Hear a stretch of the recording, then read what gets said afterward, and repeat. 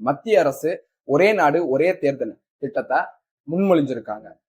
இதுல இருக்கக்கூடிய சாதகங்கள் பாதகங்கள் குறித்து தமிழ்நாடு முதலமைச்சர் மு.க.ஸ்டாலின் தி இந்து நாளிதழுக்கு ஒரு கட்டுரை எழுதியிருக்காரு. அதுல அவர் என்ன சொல்றாருன்னா, 2019ஆம் ஆண்டு நம்மளுடைய அண்டை நாடான இந்தோனேஷியா ஒரு வரலாற்று சிறப்பு மிக்க முடிவு எடுக்கிறாங்க.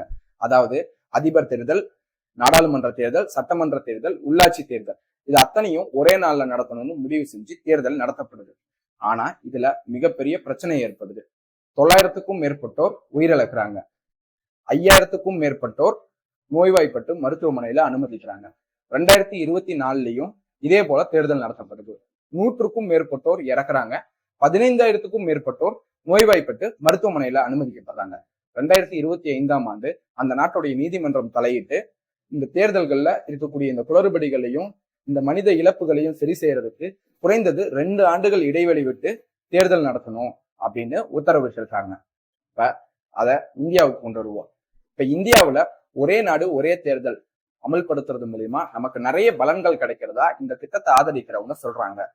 அதாவது நமக்கு செலவினங்கள் குறையும், தேர்தல் நடைமுறை இருக்கும்போது பாதுகாப்பு பிரச்சனைகள் குறையும், அதே போல அரசியல் கட்சிகள் எப்பவுமே ஒரு எலெக்ஷன் மூட்லயே இருக்கிறது தவிர்க்கப்படும் அப்படின்னு சொல்றாங்க.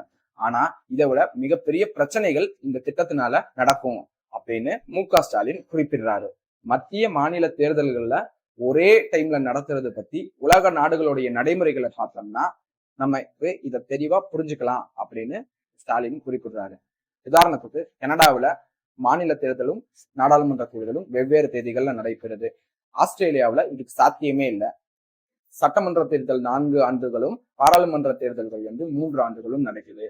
ஜெர்மனியில பார்த்தோம்னா அங்க இந்த ஒரே நாடு ஒரே தேர்தல் காரணம் இல்ல, அங்க ஆக்கப்பூர்வமான நம்பிக்கையில்லா தீர்மானம் கொண்டு வர்றதுக்கான சட்டம் இருக்கு. அதாவது ஒரு அதிபரை நீக்கிறதுக்கு முன்னாடியே இன்னொரு அதிபரை தேர்ந்தெடுக்கணும்னு.